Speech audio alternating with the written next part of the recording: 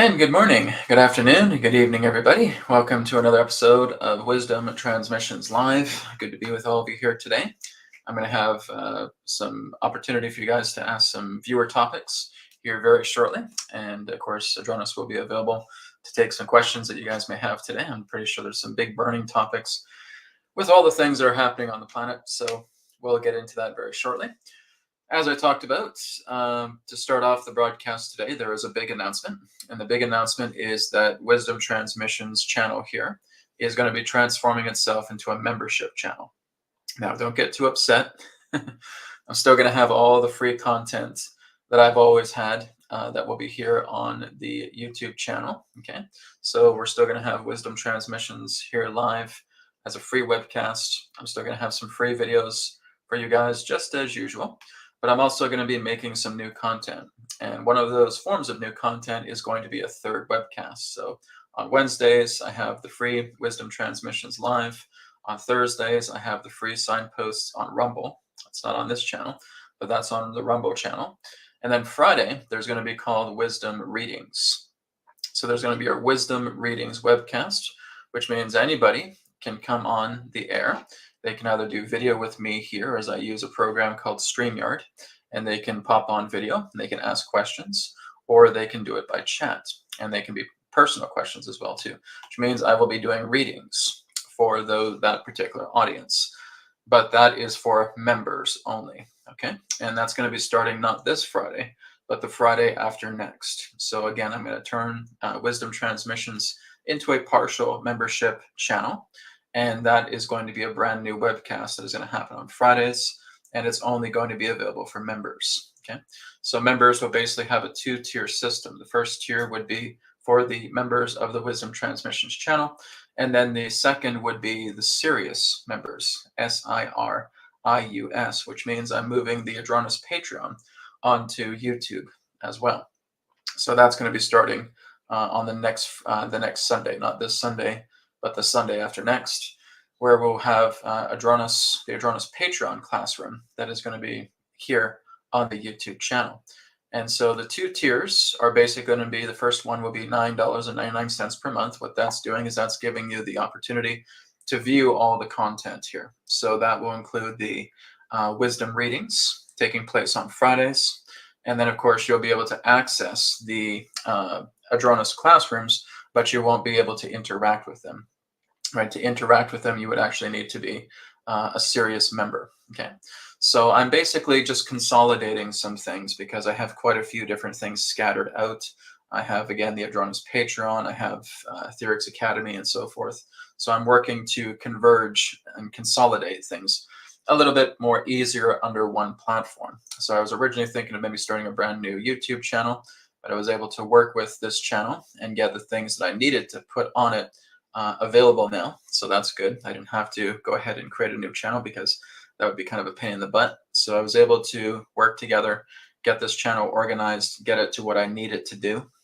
And so all of these changes are going to be taking place.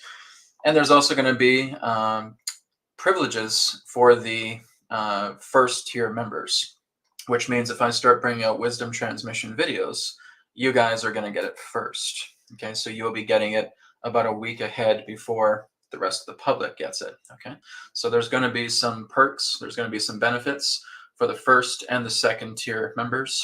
First and second tier members will also have discounts for the Wisdom Transmissions website, so you can actually do private sessions with me or full body scans with me at a discount rate. So you'll be able to get discounts with that as well too. And of course, you'll get a lot more priority. People that are members will basically have priority questions in line for Wisdom Transmissions and for signposts and so forth, right? Well, with Rumble, it's a bit of a different story, but for Wisdom Transmissions, that's certainly how it will be. So again, this is the new membership that is going to be coming. Like I said, I will be doing personal readings for people on Fridays, not this week, but the week after. Okay, so if we're looking on the calendar for that, that will be on October 11th. Okay, so October 11th will be the very first day that we're doing the wisdom readings. Okay, and that is personal readings, so you can ask me personal questions. And then the Sunday after next will be Adronis Classroom, and that is going to be here as well too. And there's going to be some new content. I'm really kind of putting YouTube full time. So there's going to be a lot more content on this channel. Some really exciting content. I'm getting some really big topics that I'm going to be turning into videos that are going to be really, really amazing and informative and profound. And you'll definitely want to tune into that. So this is also giving people an option, like I said, with personal readings. If by chance they don't have time to book a private session with me, then they can connect with me through a group environment. So I'm looking forward to that. It's going to be really exciting. And like I said, it's just my way of consolidating some things together, because looking at my entire infrastructure, a lot of stuff is scattered. I want to try and bring it back into consolidation and putting it more on a single platform. And that's what this YouTube channel will all be about. Okay, so that is my big announcement. That is what I wanted to share with everybody, the membership integration of the Wisdom Transmissions YouTube channel. So now that we've got that out of the way, we're going to go ahead and go to some questions. So again, if you guys do have any topics, any discussions that you want to share, feel free to put that on the chat. Like I said, we don't have the membership up yet, but by next broadcast, we will have that membership up. So again, when members come on and they ask questions, they will have priority sequence in asking questions. Otherwise, today, you can basically just leave a donation behind, and that will put your question in priority sequence. Okay, so let's start off with the very first question here. This is from Universe Agent. Hello, Universe Agent. Universe Agent says, Dear Adronis, when we pass from Earth, will we get a life review of whom we might have hurt? Also, will those who are still asleep wake up to what is really going on? So that's kind of a completely different question altogether, but I think we'll stick with the life review question because I think that's a very good question. I've really already touched base quite a bit about people who are sleeping and people who are looking to wake up. I've touched on that quite a lot. Adronis has touched on that quite a bit. Okay, but I like your question about the life reviews. Okay, so why don't we take a look at that? That can be a discussion that Adronis can share about a life review, and are we able to look into get a life review of whom we may have hurt. Okay, so I'll bring Adronis in, and he'll talk a little bit more about that, and we'll check out more on life reviews. Thank you, Universe Agent, for your question. Okay, here we go.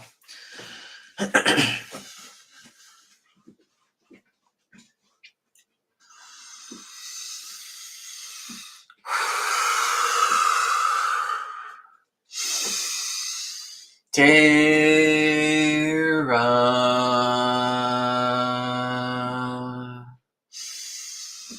Soul Star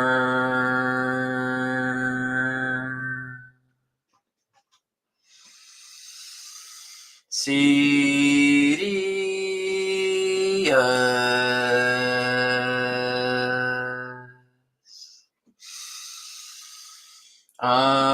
Adronis.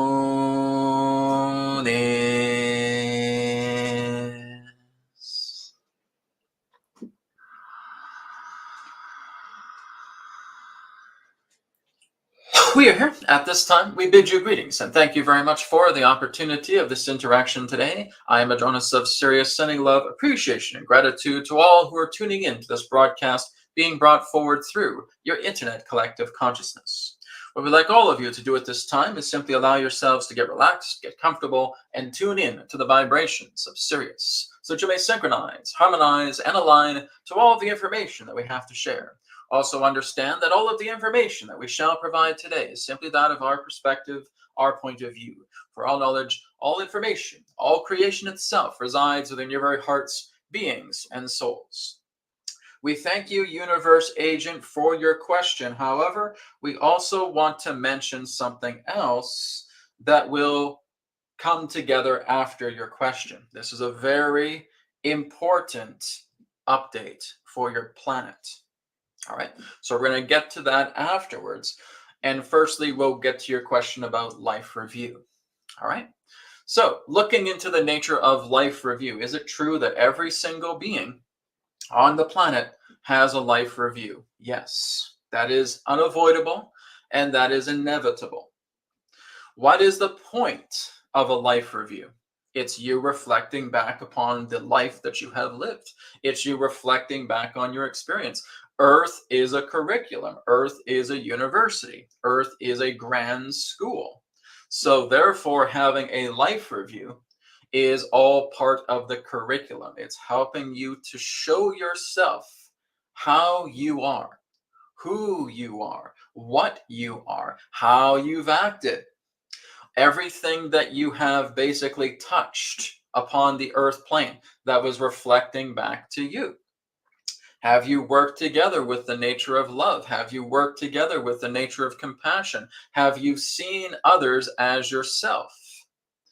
You also ask the additional question of, are we able to look at people who we have hurt? Are we going to feel that? Yes, absolutely. If you have not learned the lesson, everything that you have not learned is going to come back to you. That's primarily the nature of the life review. And so when you have a life review, you are feeling not only yourself, but everything, as we stated, that you have touched. Every person, every animal, everything on the planet, you will feel. And something that has escaped your attention, where you do not realize what you have done, will flood into you with a very deep state of interconnectedness based perception. So if you have hurt somebody, you are going to feel their pain. You are going to feel every bit of anguish that you have basically caused them, because you are going to feel it as they feel it. Now, again, a lot of this can change based upon what you're able to realize in this life. You may have a moment where you can actually feel the pain of another person. The life review doesn't really need to reflect that, but again, you're feeling it. There may be a profound experience where you are having a life review, and all of a sudden you notice that you're talking to an ex-partner, or you're talking to a member of your family, or an old friend, whoever it may be, and there was an argument, there was a fight. And now you're able to feel exactly what that person feels. You're not only aware of yourself, but you're also aware about what you did with that person, what you did to that person. If you are yelling at them, screaming at them, just roaring at the top of your lungs at them, you are going to feel every morsel of pain that they have felt from that encounter. That's how life reviews work. It is interconnectedness. It is all about telling you, you are an interconnected being.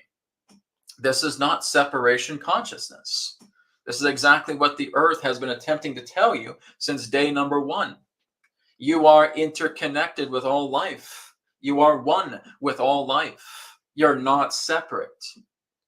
And again, all the reason why you feel you are separate is because you buy into this. You buy into this body. You buy into what you feel is the modern way of life, and it's blinding you. And so it is not uncommon at all for those who have left their body, for those who have completed the incarnation of this life, to go into life reviews and start reflecting on things. Now, life reviews are also responsible for you setting up your next incarnation. Did you know that? Because that's primarily what they do. Life reviews are, as you would say, spilling the beans pertaining to your connection to life. So when you have a life review, it is quite common that you've already set up your next incarnation after you've witnessed it. Whereas people will see exactly that they were mean to their family, or they were mean to somebody else, or that they were mean to a co-worker or a friend or anything of that nature, that they have tremendous amount of prejudice towards this person, or pertaining to this group, or pertaining to this culture. And therefore, everything is arranged pertaining to you setting up your life. Whereas you do have guides, you do have angels, as you would say, that are working together to help you reconcile what you're still holding on to. Because now that you have completed your lifetime, you have a tally up. And that tally up is telling you, all right, well, you've only been able to progress this far. If you want to progress any further, you need to go back down, and you need to incarnate here as this person. And this is what you need to work out now pertaining to your challenges. Otherwise, if you don't, There's going to be a great deal of chain reaction of more suffering that you're going to be feeling from based on what you have caused.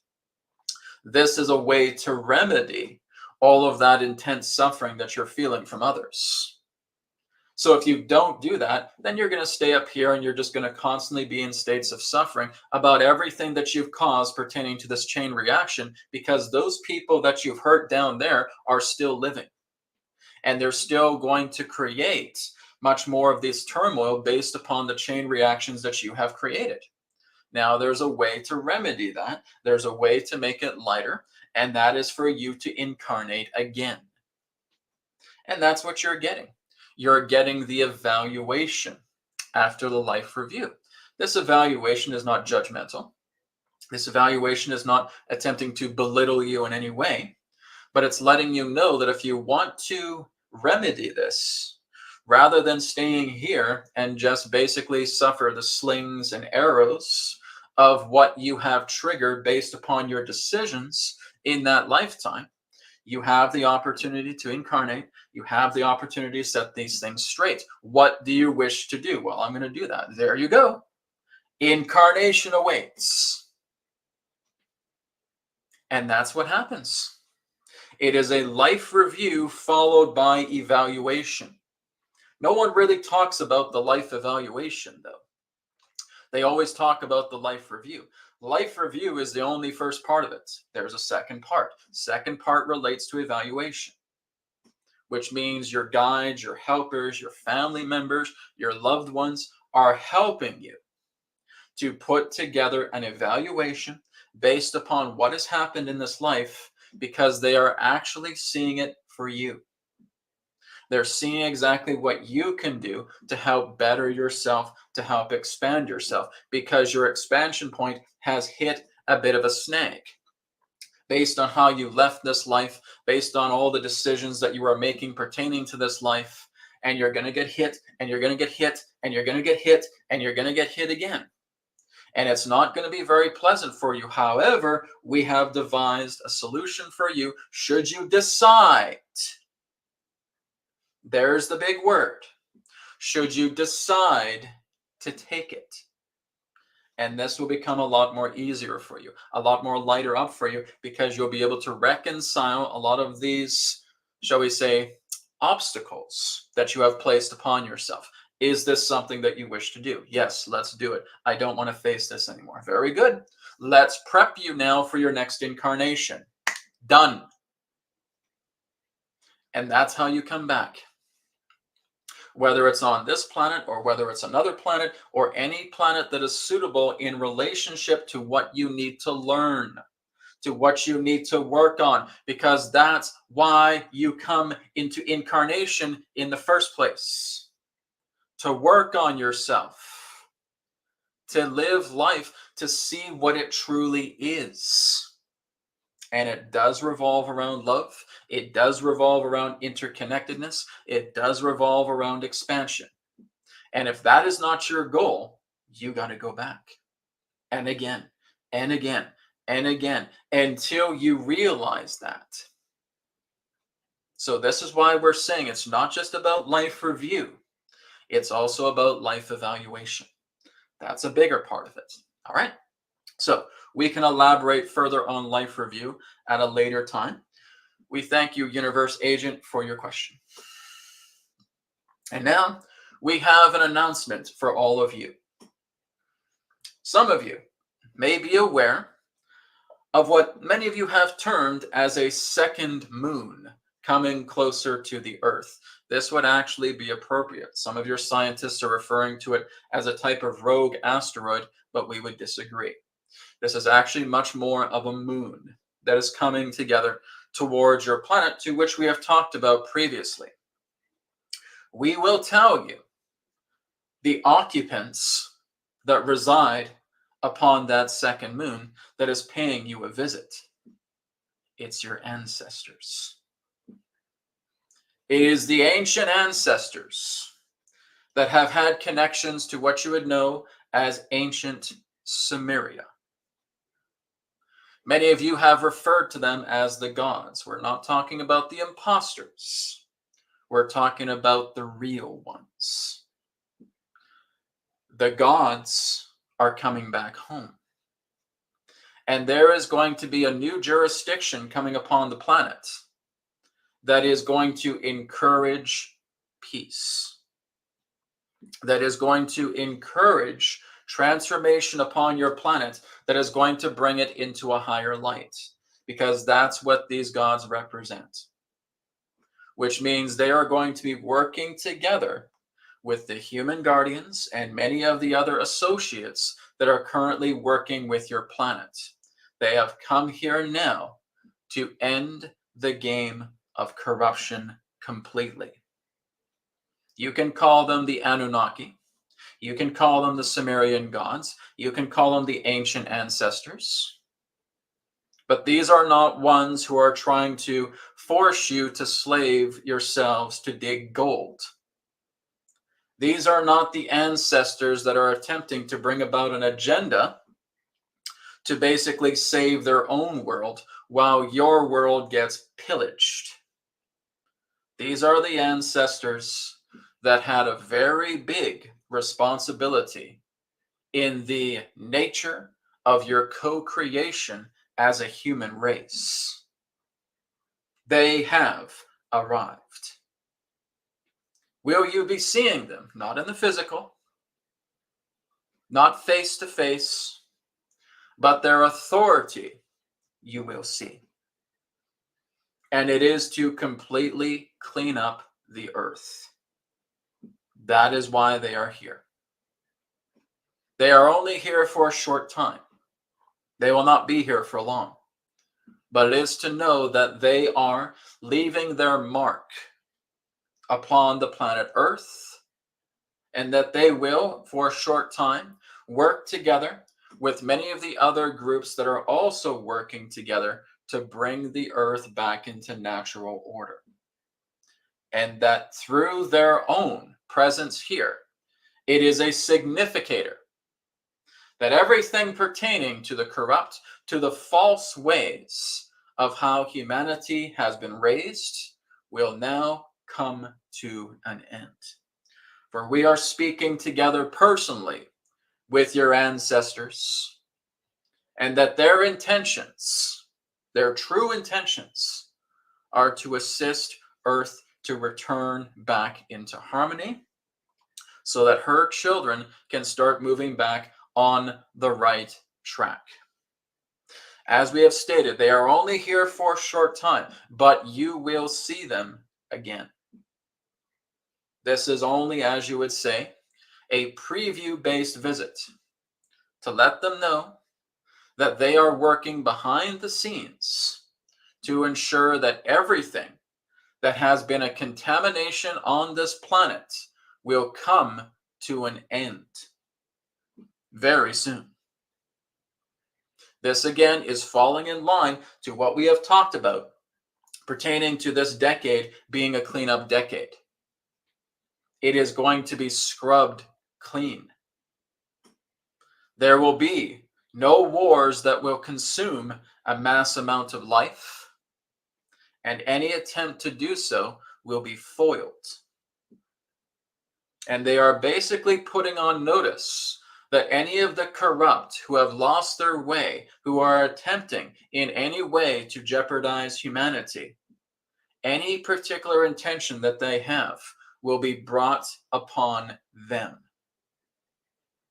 That's a notice. And we want everybody to know, for as far as this transmission can move itself throughout your planet, that the ancestors have returned.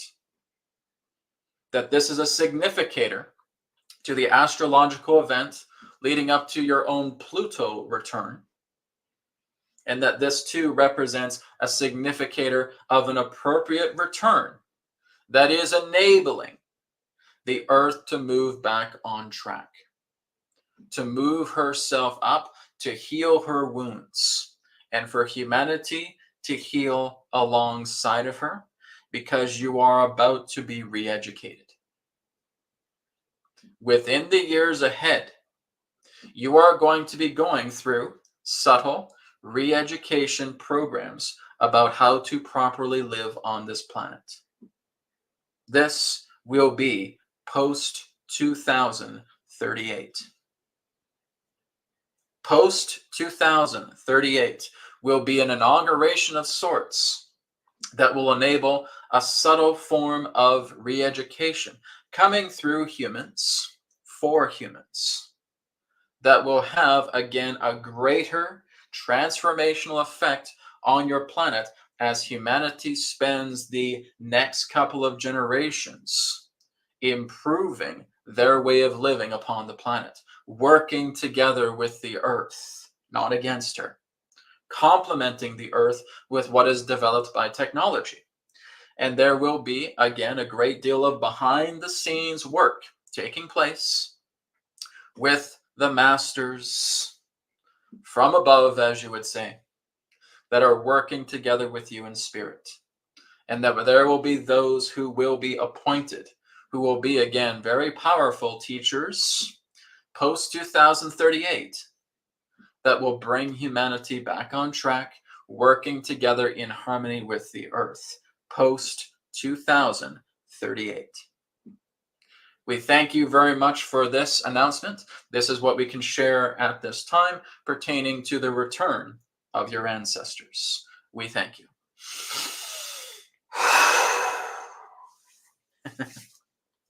I was not expecting that. That was something big. Well, there you go, everybody. There have been people who have seen that there's like a second moon in orbit that they've been seeing. As again, some scientists are calling it an asteroid, but it is not an asteroid. It is very much a celestial body, almost like a second moon. Adronis really doesn't like to call it a spacecraft, but it does have functions as one. But it is much more in that sense as a celestial body, like a second moon. Kind of like how Phobos is by definition a moon, even though it kind of looks like an asteroid. This too is being seen as a second moon that's coming in, that's basically just pulling in for a very short time and then is going to leave. But what is contained upon that second moon are the ancestors. Okay, so the ancient Sumerian gods, not the bad ones, the true ones. So that's going to be very interesting. We're going to see how all this plays out over the next little while. And if there's more updates that Adronis wants to share about it, then, of course, I will do my best to make that available and present that to everybody. That is a major announcement, okay? The return of the ancestors, the return of the ancients, the return of the Sumerian gods, the return of the true Anunnaki. That's what's happening right now. Wow. What a time to be alive. Amazing. Okay, so let's go to, I think we have a donation-based question here. This one here is from EUM142, and they ask, hi Adronis, how will 4 seasons change in the North Hemisphere, especially Canada, once all weather climate manipulation stops completely? Okay, 1 moment. And I'll just close that down.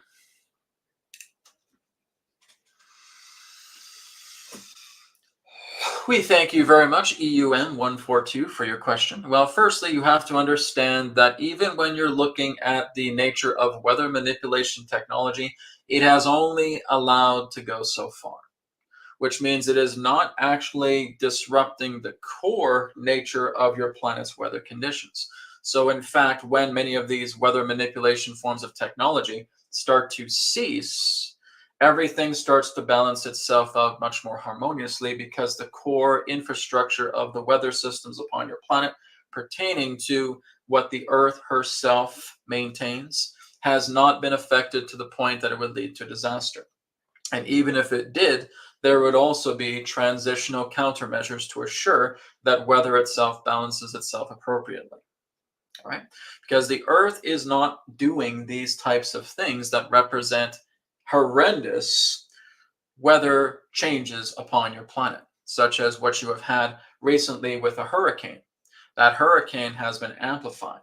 It has been amplified by human technology to make it even much more intense.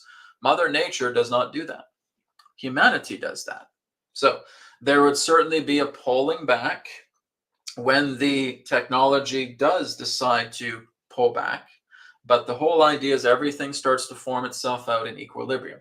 There may be some hiccups, some speed bumps here and there, but it would never lead to anything that would be catastrophic on your planet if the idea of weather manipulation technology ceases. At some particular point, the weaponization of weather technology will cease. But we would not say that weather technology itself is actually going to cease altogether. It is going to be utilized to assist with certain human affairs, but it is not going to be weaponized anymore. In fact, it's going to be used to help improve climate to where there has been, shall we say, spotty areas on your planet that require certain amounts of weather activity and weather intervention.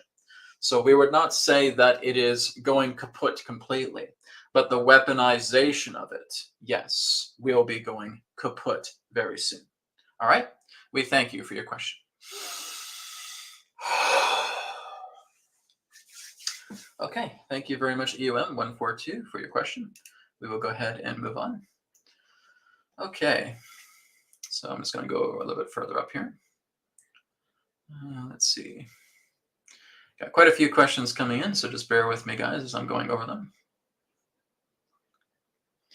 Okay, here's one from Krati. Krati says, Dear Adronis, how can women delay menopause by at least 10 years? By at least 10 years. Okay, so let's see exactly what Adronis has to share about that.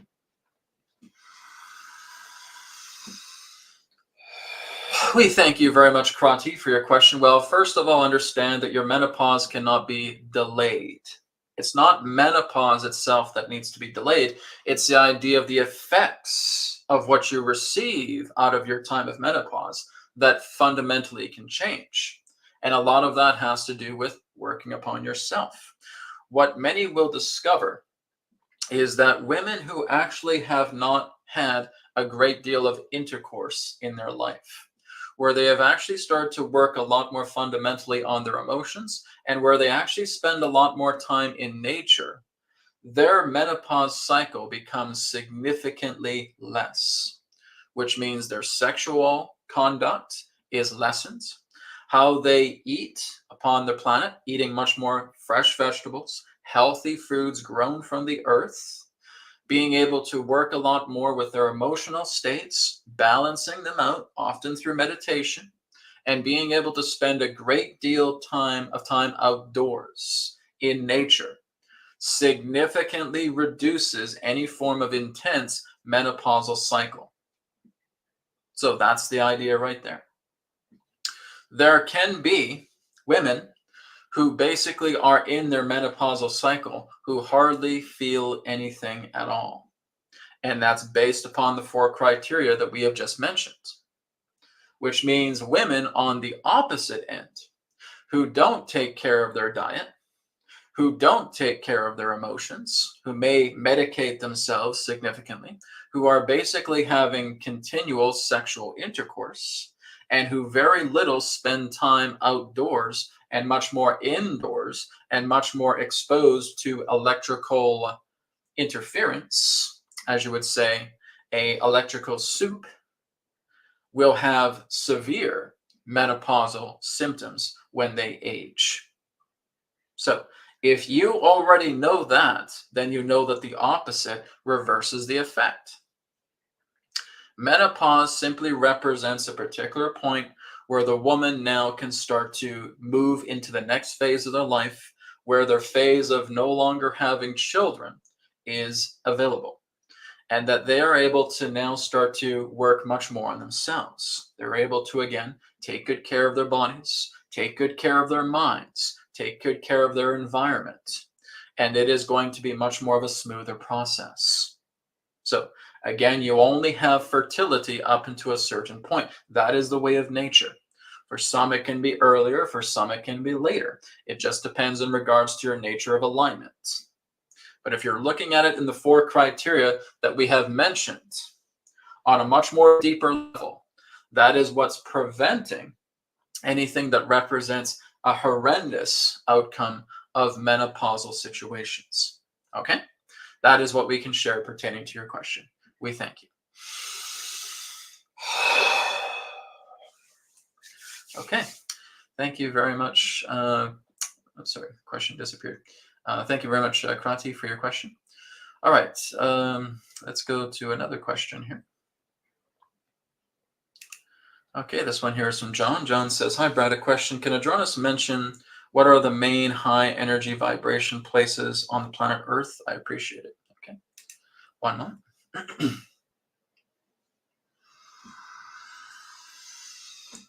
We thank you very much for your question. To answer your question, it really comes down to something simple. Follow the ley lines. The points to where ley lines intersect upon your planet contain the highest concentration of such vibrational energies that you speak of. So it's like power lines on your planet. When they conjunct, when they crisscross, that is the power center or power centers of your planet. Look at ancient Egypt. Look at Mount Kailash. Look at Mount Shasta. Look at Chichen Itza. Look at all of these different places, Mount Stonehenge as well. Look at all of these different places upon your planet to where there are high conjunction points, because you will find that there are indeed sacred sites established upon those conjunction points. That's why you have a Giza plateau. That's why you have many of these particular plateaus that are erected around these lines to harness a great concentration of the vibrational energy on your planet. What you may eventually learn as well too is how to harness that ley line energy to scatter it across the planet, utilizing certain forms of vibrational technology that will be available to you in the future, where you will be able to funnel certain types of energies that represent bilocational aspects of technology that will bring about some degree of that ley line energy upon areas that are devoid of it. That's something else that is available for your future. But that is indeed the high vibrational concentration of energies that can be found through intersecting and cross-connecting conjunct ley line points. All right? We thank you for your question.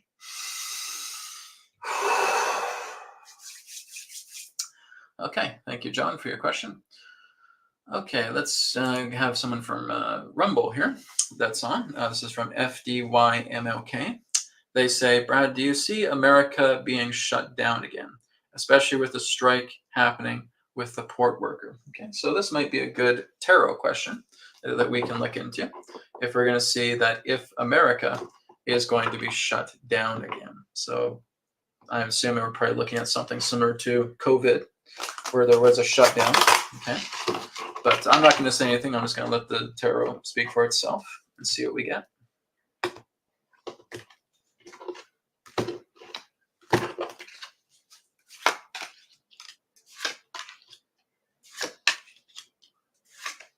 Okay.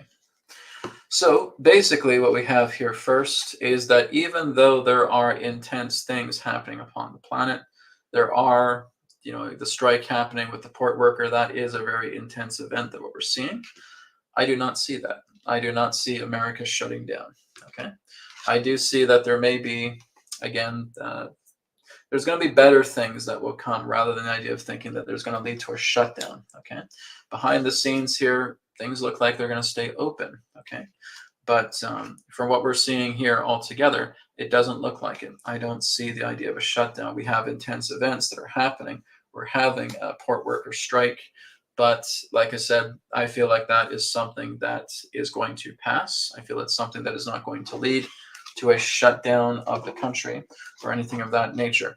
If anything, there may be some temporary border shutdowns, only because they're going to be policing a lot more of the border in the times ahead, especially if they start doing the massive deportation agenda.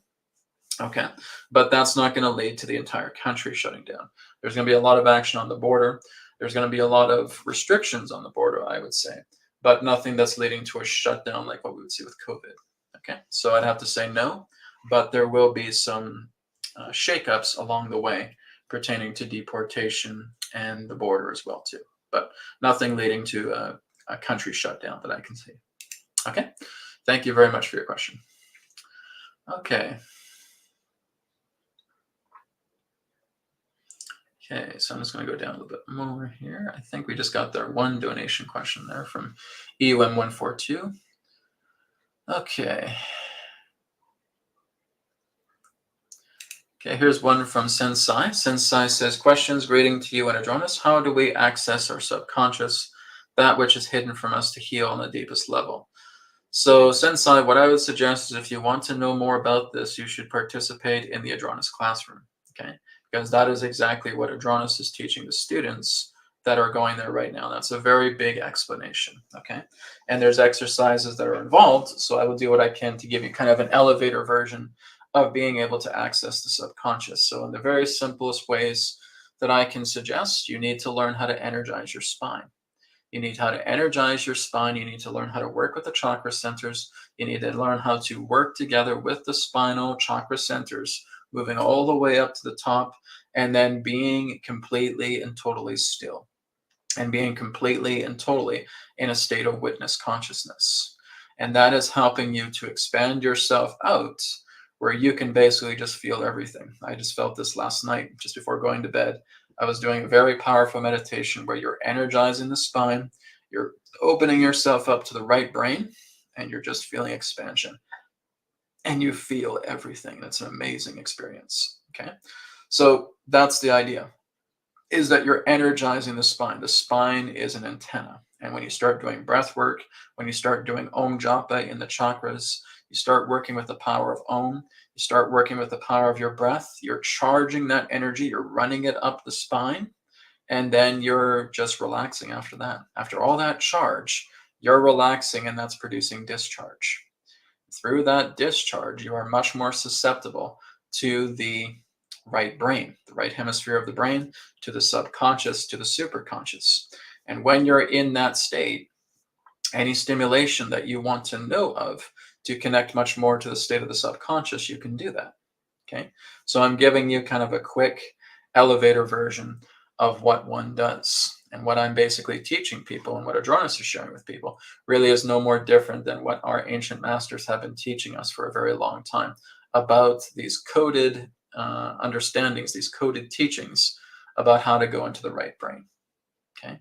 And that's really the key, is that you need to know how to sit properly, right? We're not talking about you have to go into full lotus or anything of that nature. You don't have to. It's just a matter of just keep the spine straight and know exactly where the chakras are in the body, and start chanting into the chakras, Om chanting directly into the chakras. Start working together with certain types of breath work, charging up the spine. And after you feel yourself fully charged, you're just letting it all go. So you're charging, and then you're discharging. As you discharge, this is what brings about the expansion. This is where you're now completely in harmony with the right hemisphere of the brain. This is where you're going now into the kingdom of heaven. This is now the kingdom of God. This is now nirvana. This is now the abode. Okay, and there you can just simply be, or you can even stimulate yourself to talk to the right brain about anything that you want. Okay, so Adronis is already teaching that to the students through the Adronis classroom. If you guys are participating in it, great. You're learning it as well too. But it's also going to move here onto the YouTube channel Sunday after next. So again, if you guys want to participate in that, Adronis is teaching some incredible things in that class that is going to blow your guys' mind, right? So this is something that is significantly helping a lot of the students that are already signed up. They're already learning how to go into the right brain, and very quickly. Okay, so that's the whole idea. Your subconscious, we can call that the Akashic records, but we're basically looking at that as the right brain. Okay, your left brain is your conscious self. That's everything that comes in pertaining to the nature of conscientiousness. That's your conscious self. That's the literary aspect of the brain. That's just focusing on details, focusing on little bits at a time, right? That is what we would call the conscious self. When you're moving much more into the right brain, you're going into the God mind. You're going into the supreme abode. You're going into the kingdom of heaven. You're going into the kingdom of God. You're going into the abode. And that is where all answers are. That is where everything is. And how well you're able to access that is based upon how deeply you're able to immerse yourself into that right hemisphere. Okay. And again, that's what I'm teaching my students through Adronis and through my own teachings as well. So it's there, and it certainly is available, but you have to learn how to do it, and that's what I'm teaching. Okay, there'll be more videos coming on this channel as well too for the public to learn a little bit more about that. And again, keeping it as simple as possible. Okay, thank you very much, Sensei, for your question. Okay.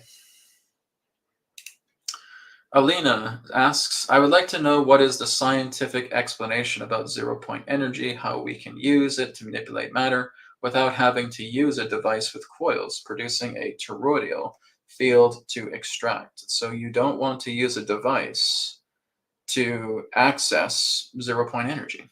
Interesting. You can certainly use your body for that. Your body is a device, which means you basically need to use a device, Alina. Okay, whether it's your own body or whether it's a device that you create, doesn't matter. You're still using a device. Okay, a device is necessary. To manipulate matter, even if you are able to do that conscientiously, you're still working with a vessel to enable that to happen, right? A thought is a vessel. A thought is an instrument. A feeling is an instrument, okay? Everything pertaining to the nature of how one manipulates matter involves technological apparatus. Whether you're doing it consciously, whether you're doing it technologically.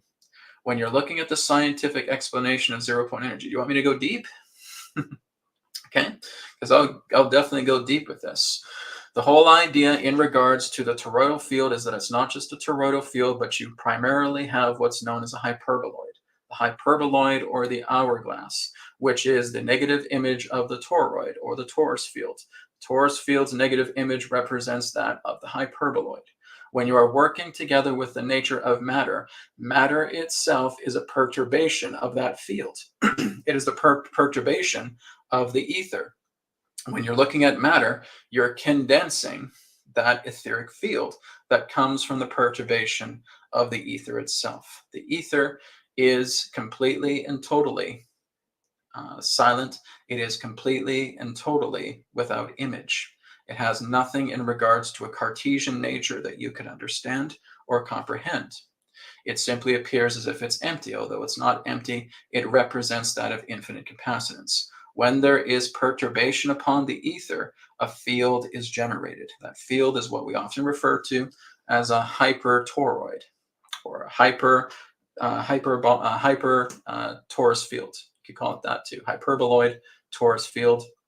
There's different names you can call it, but basically it involves those two geometries. Those two geometries are the only two geometries that exist. In order for you to harness zero-point energy, you have to learn the nature of spin. Okay? Spin is what's going to enable the nature of you reproducing the effect of zero-point energy within a chamber, just like how they do on certain spacecraft where they have liquid mercury and they're spinning it in a counterclockwise direction. That generates toroidal energy. That generates 0 point. We can call it torsion energy. We can call it all those things. But basically, you could refer to it as the magnetodielectric. Okay, and that is one way of how you're harnessing 0 point energy. Government has those particular forms of liquid mercury chambers that spin counterclockwise through a hyperboloid pattern that's actually producing dielectric discharge. An electron within your cell is basically 1 unit of dielectric induction. There really is no such thing as an electron. Electron's a made-up term, just like a photon is a made-up term, just like a gluon is a made-up term, right? When you're looking at the nature of a torus field and you're looking at what you call the two poles, they basically have two types of shift. The top pole would represent a blue shift. The bottom pole would represent a red shift. In fact, if you are utilizing something called a ferrocell that has been developed, and you're putting the ferrofluid together with this apparatus that basically has two pieces of glass, often taped together and using little LED strips that you put around, and then you put a neodymium magnet, certain types of shapes. Upon that glass, you have geometrical structure. You have the shape of the vacuum. You have the shape of the field itself, just like what you see over here. Okay, something like that. Not exact to it. Again, there's other ones that I have back here as well too, that again represent the natural harmonic of the field. That field, in regards to its geometrical arrays, represent interference. That is interference pertaining to the clashing between the magnetic and the dielectric. Magnetic being low pressure, dielectric being high pressure. And they're interfering with each other. It's like white noise on a television set, right?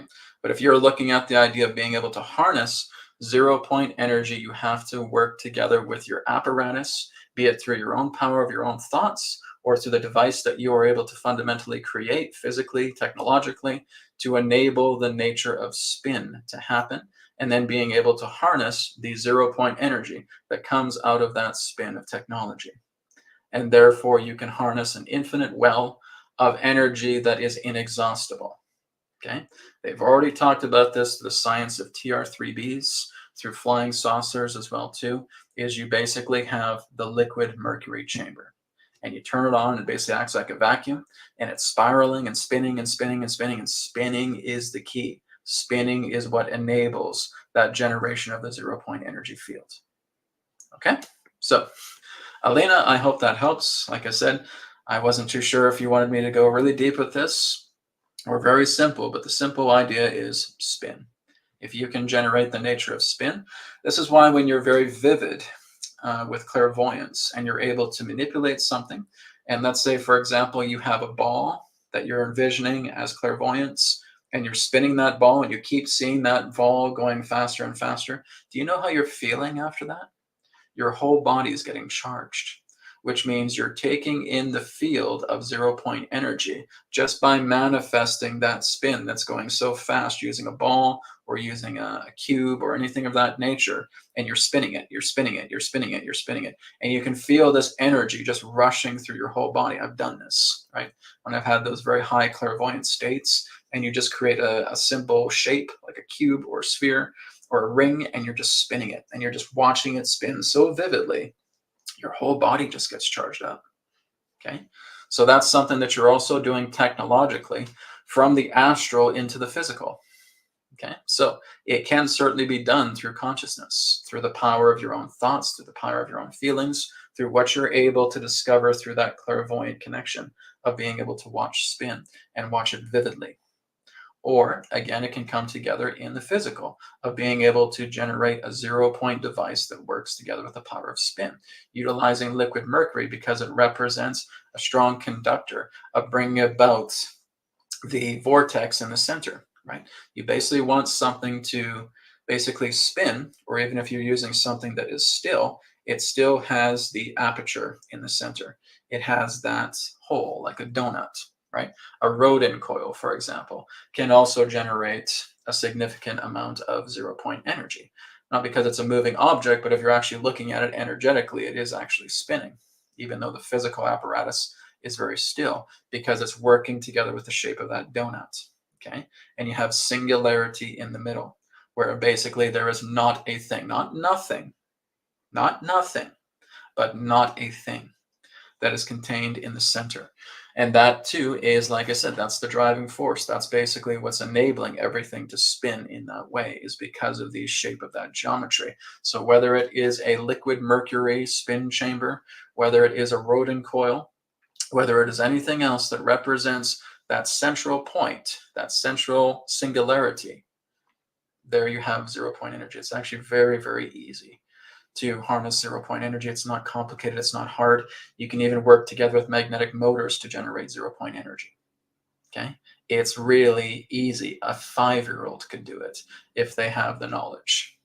Okay, so that's kind of begging the question, then why are we basically wasting millions and millions of dollars on oil, on gas, on coal, on nuclear power, and all this stupidness, when we could have a 5 or 6-year-old who's been educated in that, who could build a 0-point device like that? You tell me, do you know why? Because there's nothing in it for greed. And that's the answer. Okay, Balina, I hope that answers your question. Thank you very much. It's a good question too. All right, let's go down a bit further. Okay, here's a question here from MT. MT says, do we see XRP, and now a star to you, do we see XRP going to $1 before US elections? So let's take a look at the cards here and see what XRP is going to be going through.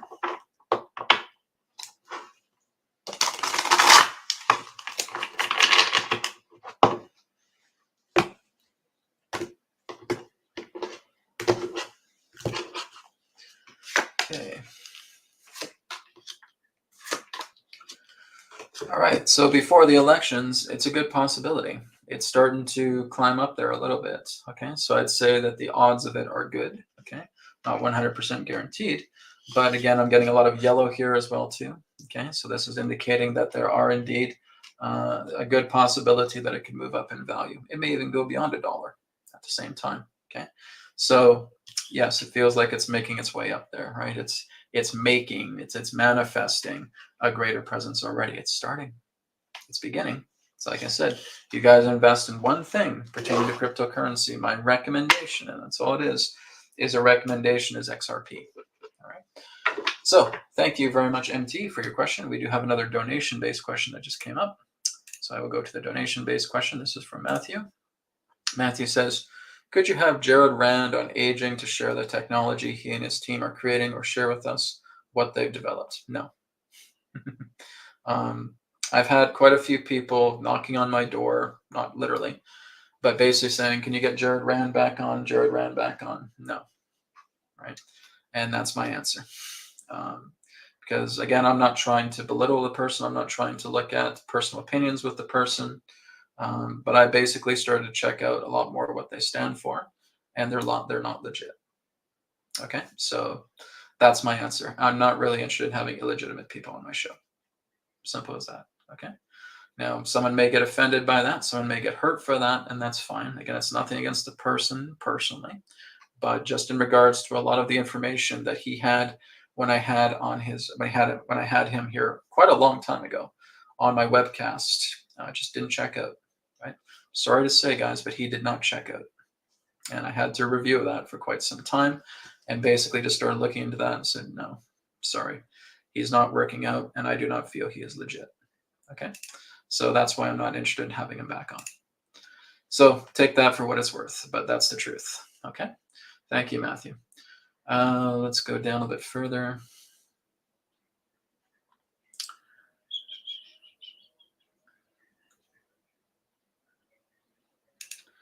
Okay, so this is from Galactic Woman. The answer about menopause was somewhat disappointing. No mention of maintaining hormonal balance and supposedly declining sexual desire. Galactic Woman, there's no such thing as a hormonal imbalance, right? There's no such thing as a hormonal imbalance. That's a myth, right? This is again why Adronis is talking about that, because he doesn't need to really lay it out for you guys. You guys are basically getting an idea. Oh, I have a little visitor here. Here's Gizmo. You guys basically have a good idea with what he talks about. It's quite simple, right? So declining sexual desire, that's something that you have to develop. You think somebody's going to give that to you? No. You have to learn to develop much more of your sexuality. It's not to say that you don't have a relationship. It's saying that you are working together with the sexual desire much more on a type of sacred tantra level, which means that you could have intercourse, but no one has an orgasm, right? This is what I'm talking about with the nature of with true tantra, so to speak, on a sexual level, because there's different branches of them, right? So if you're mentioning hormonal imbalance, there's no such thing as a hormonal imbalance. You've never had a hormonal imbalance because the body doesn't work that way. That is a myth, and that is something that ignorant scientists tried to create because they have no idea how the hormonal system actually works. That's a myth. So why would Adronis give you that when that's not true, right? So we're not looking at hormonal imbalances. If we're looking to decline in sexual desire, that's something that you have to learn. That's something that you have to work with. Even if by chance women here have had a few partners and they have had children, it's not to say that it's too late for you. Again, look into the other things that Adronis has said. He talked about the idea of you working well with a good diet, right? Taking good care of yourself. He also talked about the importance of going out into nature, right? About spending more time outside, which means maybe you're developing a garden. Maybe you're starting to spend more time outside. Maybe you're doing outside work, okay? But there's a lot more time outside. You're meditating outside. You're taking in the natural living energies of nature within yourself that is helping to bring you into a greater state of well-being. And that also slows down menopause, right? I've had ex-partners who have not basically had that particular state of menopause until about their late 40s, right? because they have done some of the things that Adronis was speaking of. Okay, people in that sense, again, who are not spending so much time on their phone, being completely contaminated by EMF and ELF. This is why we go outside. Do you know why outside is so grand? Because you have a greater concentration of negative ions. And when you're bringing a lot more negative ions into yourself, that's what's assisting in your body actually starting to become a lot more healthy, a lot more well. Okay, so there's a lot to it. Hey, buddy. He just barges in at times, right? Not much I can do about it. Okay, buddy, let's get you down, okay? Gotta do some work here. But this is the whole idea. Galactic Woman, these are the things I would suggest, is that you need to let go of the idea of thinking that there's such things as hormonal imbalances, because they're not, right? And being able to decline sexual desire, well, that's something you got to work with. This is exactly what I've been talking about on my channel for quite some time, is if we're looking to let go not only of sexual desire, but being able to work together with the nature of letting go of desire significantly more, that comes through inner work. That comes through surrendering. That comes through using the trauma transcendence technique.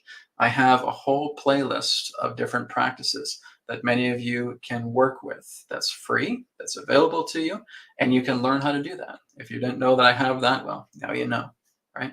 So there's a lot more to it, and Adronis isn't going to really kind of lay it on the line for you in a list. That's something you have to figure out. Number two, we also have a certain amount of time here, and Adronis and I can't spend 20, 30, 45 minutes on a certain question. Okay, we're basically giving you guys an elevator version, a summary of certain things, because some things you have to figure out for yourself. Take what you have heard from here, and if you want to explore it, utilize that as a template to help you explore these things a lot more. But one of the things you should know right now is there is no such thing as a hormonal imbalance.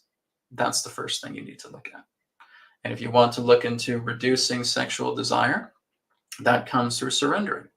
That comes through the ability of looking at things that represent the temptation for sex and shrinking it down, and utilizing your own sexual energy and utilizing it for different means. Spread it into your organs, spread it into your spine, spread it throughout your body, spread it into your cells. If you're feeling that energy of sexual activity coming up, take a moment and do some breath work. Cord it to your organs, cord it to your cells, and work with breath, just inhaling and exhaling, and distribute that throughout your organs. Guess what that will do? That will completely and totally cause any particular perturbations representing the fear of menopause or menopausal symptoms to dwindle, because you're charging up your body, working with that sexual energy as a healing agent. Going outside, absorbing all of those negative ions, working with the breath, meditating outside, working in a garden, getting away from the city, right? These are all things that will significantly reduce harsh symptoms of menopause. Please, guys, you have to learn to figure these things out when you're just getting these tidbits, because, I mean, that's really what this whole webcast is about. It gives you little bits of tidbits here and there. If you want to know more, please explore. If you want to know more, you can talk to me in a session. That's something that's available to you. But we only really just give small amounts of information because we have a lot of people here asking us questions, and we want to have time to answer more questions too. Okay, so that's why sometimes questions are a little bit short and sweet. Thank you for your question. Okay. So guys, estrogen is also not a big thing. Some people are so obsessed with estrogen. Like I said, your body naturally produces that. But when you're working together with your body on much more of a natural level, your body creates the appropriate levels of estrogen that you do not need to supplement. Like I said, look into the 4 areas that Adronis suggested. That's your homework. And when you realize that the body naturally produces estrogen, when it's healthy, it brings it into natural levels, and you do not need to keep supplementing. It's the same thing with testosterone or anything of that nature, right? All of that starts to balance itself out with a balanced life. It takes work. It does take work. It does take discipline, but it certainly can be done. Okay. This one here is from 01ZC. They are on Rumble as well. After the event and disclosure, will we get our crystalline bodies or be in our normal bodies? Okay, you are very misinformed here because I have to correct you because there's a lot of incorrectness in your statement. Okay, you are not getting a crystalline body. Okay, and again, this is more disinformation that people bring up pertaining to thinking they know what they're talking about when they don't. It's not to say that you do not have certain silica components within your body. Okay, but the silica content within yourself is not going to take over pertaining to carbon content. You are still going to be a carbon-based life form. Okay, so it's not about the idea of you having normal bodies. It doesn't work that way. And again, people just misinform others, and it happens, right? But that is not what's happening. You are not getting a crystalline body. Your body is transforming all the time. DNA is constantly in a state of metamorphosis. It is constantly shifting. When you're looking at DNA, when you're looking at your nucleotides, when you're looking at all of the different forms of genetic stock within yourself, yes, there are certain components that are silica that are firing up, but that does not make you a crystalline body. Your body is constructed as a carbon-based life form, and it will stay a carbon-based life form until the day it dies. When you look at many masters who have been able to achieve rainbow body, who have been able to go into Mahasamadhi, and you look at them and you even analyze their body, they are still a carbon-based body. And these are great masters who have gone into rainbow light, who maybe left a residue of their remains behind. Or again, ones who are able to go into Mahasamadhi, right? But when they're examined, realize that their body there's a lot more heightening going on. There's a lot more activity going on in their brain. There's a lot more activity going on through their body, but their body is still carbon-based, okay? So whoever tells you that you're going into a crystalline body is either number one, very misinformed, or number two, they're looking at much more higher bodies than what is perceivable here in the physical. Okay, you do have crystalline bodies in higher planes. We're not talking about that. We're talking about your physical, solid body here that is a carbon-based life form. Okay, that will certainly have changes to it. That will certainly have transmutations and transformations to it, but it has nothing to do with it becoming a complete and total crystalline body. Okay, so again, people get misinformed, I know. I've looked at these new age circles and new age groups years ago, and I know all the crap they talk about. And unfortunately, a lot of it is crap. It's like I've said, guys, 90 to 95% of the stuff you read on the internet is bullshit. Okay, I'm not saying that I'm Mr. Perfect and I got all the answers. There's been times where I've been wrong as well too, right? But like I said, a lot of this stuff is that they give you this hopium. And, okay, I can't wait to go sit on my porch, and at a certain date, I can go in and I can just sit there, and all of a sudden, boof, I burst into my crystalline body going into the 0 point field right after the event. You guys don't even know what the event is. So how do you know you're going to go through the event when you don't even know what the event is? You think it has something to do with a solar flash? Well, guess what? Newsflash. The sun doesn't work that way. The sun doesn't work with solar flares because the sun is not of that design. The sun works together. We can call them plumes. We can call them radioactive plumes. But the sun primarily is not in any way a hot furnace. It has no heat and it has no light. If it does not have heat and if it does not have light, how can it create a solar flare? I want you guys to think about these things. Don't just take my word for it. Look it into yourselves. I've already told you an elevator version about how you go into the right brain where you can get all this information. So if a sun does not have its own heat, and if a sun does not have its own light, how can it generate a solar flare? Because there's no such thing. Earth is not going to get belched off by a solar flare.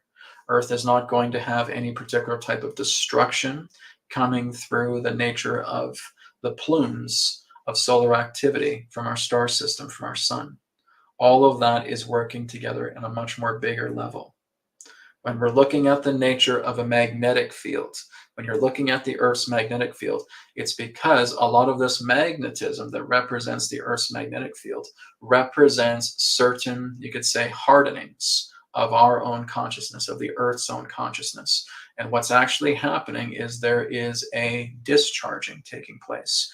Whenever we're looking at the magnetic field being hit with the bombardment of solar activity, that is a complete and total discharge happening, which means a lot of things are going to be vanishing, are going to be purging, are going to be releasing from the Earth plane. It's like basically giving the Earth medicine so that she can get better, right? There's a lot more to the magnetic fields pertaining to the Earth that scientists still don't know look about it. They still look at it in the physical. They don't see what this is doing energetically. They don't see what this is doing emotionally. They don't see what this is doing mentally, because the Earth herself is also one big brain, right? And a lot of these particular forms of programs, conditions, illnesses, ailments that the Earth is going through magnetize within the magnetic fields. And when you have these particular types of solar plumes, which I call it, which is appropriate, call it plumes, just not flares, that is helping to evacuate and discharge a great deal of the turmoil that the Earth herself is going through. It's shifting her out, so everything starts to get quick. Everything starts to come together quickly. That's why we have a lot of intensities upon the planet right now relating to all of the solar activity that's happening. It's reshaping, it's reprinting, it is remodifying, it is repatterning the mind of the Earth. And that's why we have quickening, because she's not going to be spending the next several decades still struggling with human beings, right? So that's why I say it's going out very quickly. This is all part of a discharge event. Nobody talks about that. Nobody talks about the nature of solar discharge. Nobody talks about the nature of Earth magnetic discharge, because they don't know how the sun really works, and they don't know how Earth's magnetic field really works. There's a science to it. And one person who's come very close to that science is Ken Wheeler, right? He's the one who actually tells people what magnetism actually is. He's the one that tells people how the magnetic and the dielectric actually work.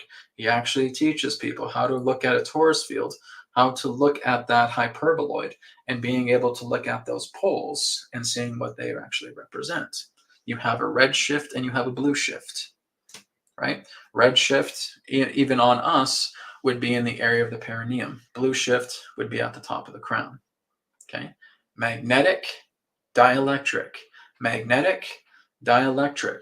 When you start discharging a great deal of magnetism out of you, you are charging away emotional states. Well, guess what's happening?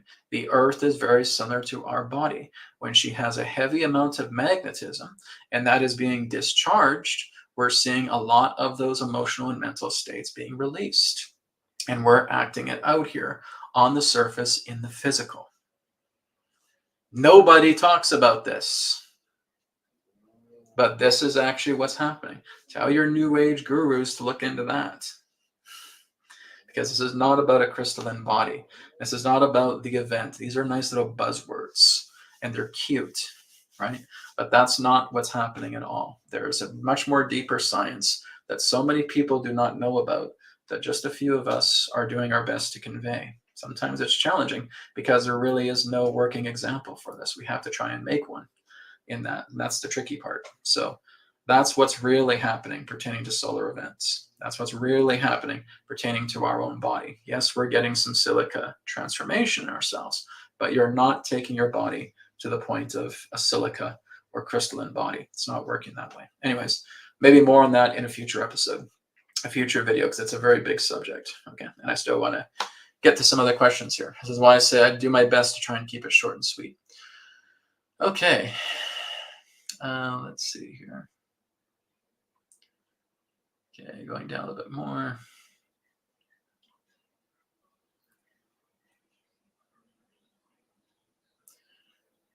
Yeah, Galactic Woman says, I've had good diet and I'm outside hours every day, and yet the only thing that helps my joints were estrogen supplements. Go figure, because basically your body was not actually producing supplements and the estrogen to the higher levels. It's good that you're going outside for hours a day, but like I said, there's 4 different things. Number 1 is diet.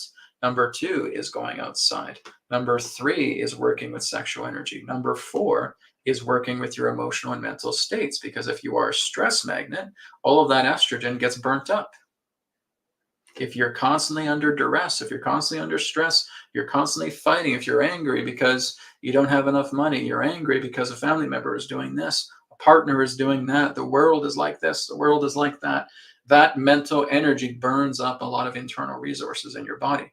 This is why I say it's a 4-part system, right?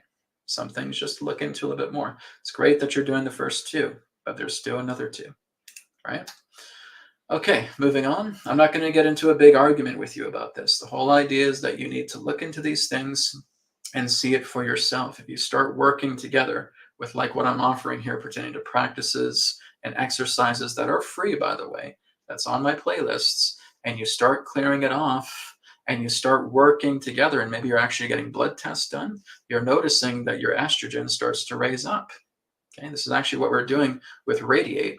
People who are taking blood tests, and we're actually starting to look at their blood work and seeing what something like Radiate, which mimics the natural frequencies of the earth and of nature, is actually doing for your body. And that is going to help to balance your menopausal cycle. If you're already in the heat of it, pertaining to a menopausal cycle right now, then there's still a lot of work to do. But if you're doing all 4 of these components all together, you're going to notice how it can be reduced. I don't care if you believe me or not. The thing is, just look into these things yourself, and if you see that that's something that is working with you, great, work with it. If you don't want to listen to me and you want to throw this away, then throw it away. I don't care, right? But these are the things, these are the 4 components that we're talking about. We have to look into emotional stress. Are you in your center? Are you constantly in your center quite a bit? Is something bothering you? Something causing you to feel stressed out, to feel tense, to feel like you just want to rip your hair out, right? That is taking a serious impact on your estrogen. Men, that is taking a serious impact on your testosterone. Okay, this is what happens. Our mental and emotional anguish eats up the natural resources in our body. So again, there's a lot of factors to consider, but those are the 4 main components. Okay, let's go down a bit more. Okay.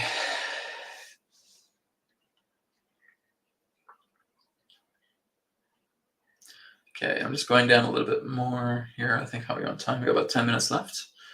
Okay.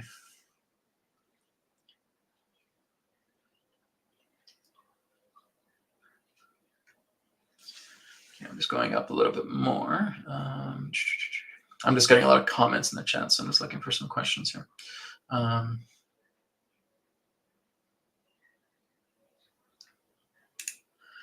Okay, this one here is from Goza2. I'm not sure if I'm pronouncing your name right. Brad, do you sell videos of these Taurus and Chakras holograms?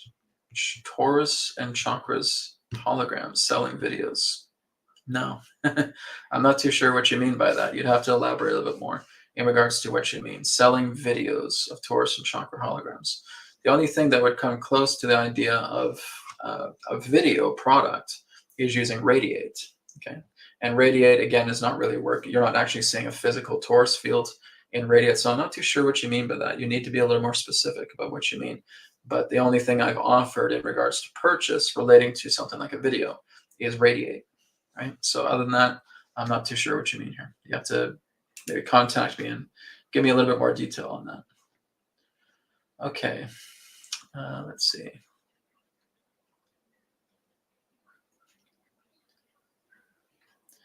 Okay, here's one from Mary Ann McGregor. When do you see crime in general across the world declining? You're going to have to wait a while. Okay. And as much as I would love to say that crime is going to be gone next week, next month, it's just unfortunately not true. It's going to be a while before that starts to happen. Quite a few years at least. Like I said, guys, we have to find out exactly what causes crime in the first place. What is it that causes crime in the first place? It's separation. It's separation from a system. It's separation thinking I'm not good enough. It's separation thinking I don't have enough money. It's separation thinking my family is against me. It's separation thinking my ex did this to me and I have to turn into a life of crime, whatever it may be, right? All crime is based upon that separation-based duality. And as long as we have a system that involves money and involves status, right, involves all of these different type of people who think that they have more rights to money and to fame and to power and to authority than you do, then there's going to be crime.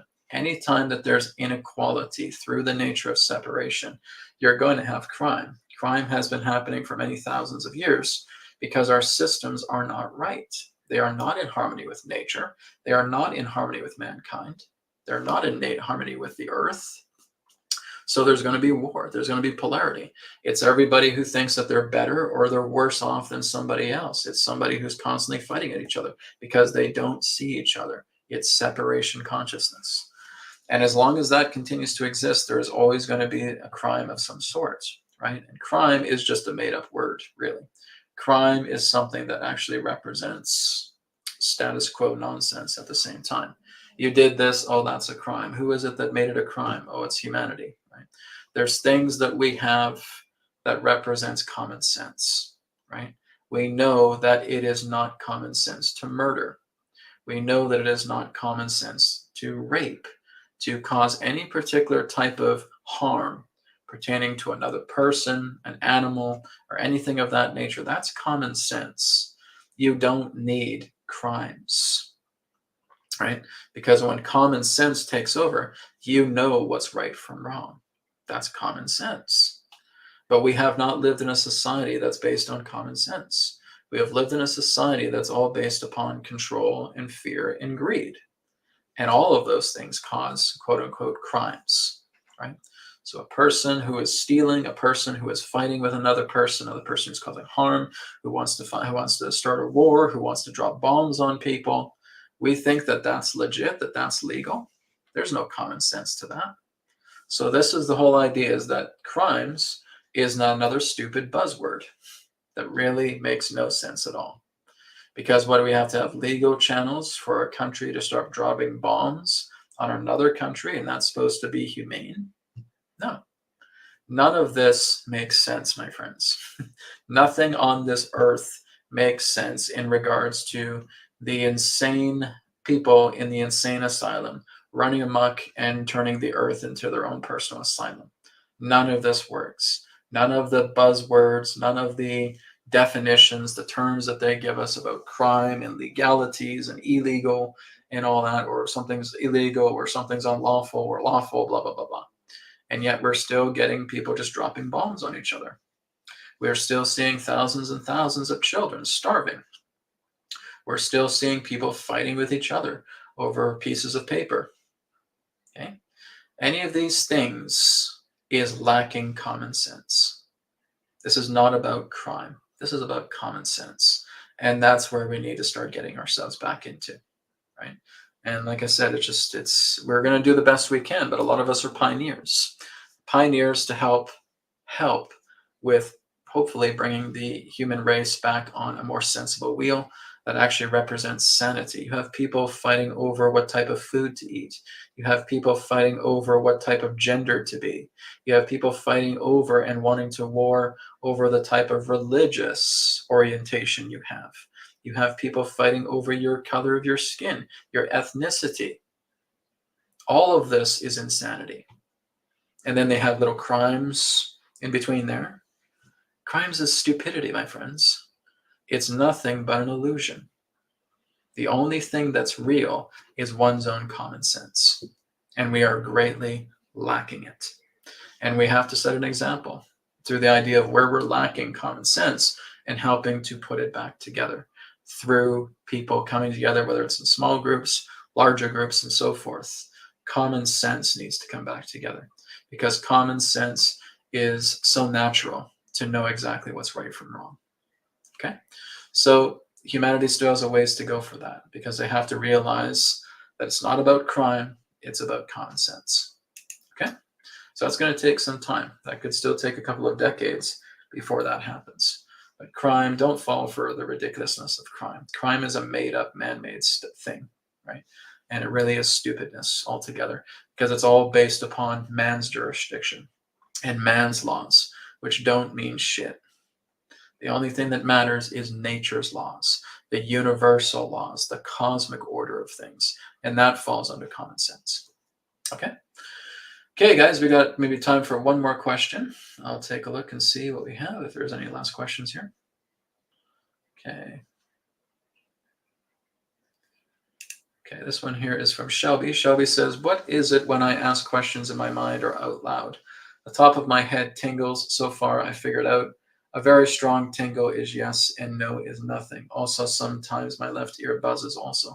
Well, these are almost types of kinesiological responses, but you have to kind of iron it out a little bit more, right? You may say a question out loud and all of a sudden you're getting a reaction for that, but you have to know exactly what that reaction means. So what you're experiencing is a type of intuitive or kinesiological response from your body, right? So what I would suggest is maybe taking a course on kinesiology. There's some free ones even on YouTube as well too. So you're working a little bit more in regards to how your body is responding to something. It can also be the idea that we're developing ourselves to be our own pendulum. Speaking of that, this Saturday, I have the upcoming, yes, this Saturday, it is this Saturday. This Saturday, I have the upcoming Module 1 of the Resonant Dowsing course, okay? I'm going to be making a video here either today or tomorrow to promote that, so you guys can access the Zoom room and you can be a part of it. Just remember to bring your neutral pendulum, okay? Something like this. This is what you would use. Something that is spherical, okay? Another thing that you could use, here's another example. This one's a brass one. This one's a little bit heavier. And there's another example. So if you go back to my one of my recent videos, I talked about working, getting a certain type of pendulum, and you can find links in the video description for that. Okay, but I'll be posting another video here either today or tomorrow to remind everybody about that, to join in. But Shelby, to answer your question, this feels like kinesiology. But like I said, it's just a matter of you being able to iron it out a little bit more so that you're able to know exactly what is a yes response, what is a no response. Buzzing of the forehead, buzzing of the crown can often be a positive response, but it just depends. It depends on how you're calibrated. And really what we do is we work with a little bit more of the full body, because we can actually start to develop a kinesiological response is if we're standing still or if we're jolting a bit. Jolting back or jolting forward can also represent kinesiological responses. So when you're asking questions, your body's responding, but it's just a matter of knowing exactly what the response represents. If it's something that represents a positive affirmation or something that represents a negative affirmation. Work with kinesiology, that helps to iron it out, but also just look into the body and see exactly perhaps what feels good when you're asking a question that may elicit a positive response, or what may not feel good if you're asking a question that may elicit a negative response. That's also another good way. You just need to iron those out a little bit more, okay? When we're having buzzing in the left ear, that's not always tinnitus, okay? That's representing magnetic shift, okay? Sometimes that can lead to telepathic response. Sometimes that can lead to a kinesthetic response. Again, it depends on the question, and it depends how you're oriented. Everybody's oriented differently, okay? But look into kinesiology. That, I think, will help you out a lot more, because you're already showing the signs that I think you do quite well with it. All right? Thank you, everybody, for all of your questions today. This is going to wrap up Wisdom Transmissions. I'll be back tomorrow with the signposts for Thursday at 10 a.m. Pacific on Rumble, okay? So that is my uncensored webcast. That's where you can look into a lot more things. I'm preparing a couple of topics, so I'll let everybody know what the topic or discussion will be tomorrow on Rumble's signposts. So again, this Saturday is the complete Resonant Dowsing course, Module 1. So check that out. And like I said, membership is going to start kicking in next week. So blessings to you all. Thank you all for your questions. They were great. And I'll speak to you again in another perspective. But now, take care. Namaskar, and may it be well with you. Bye for now.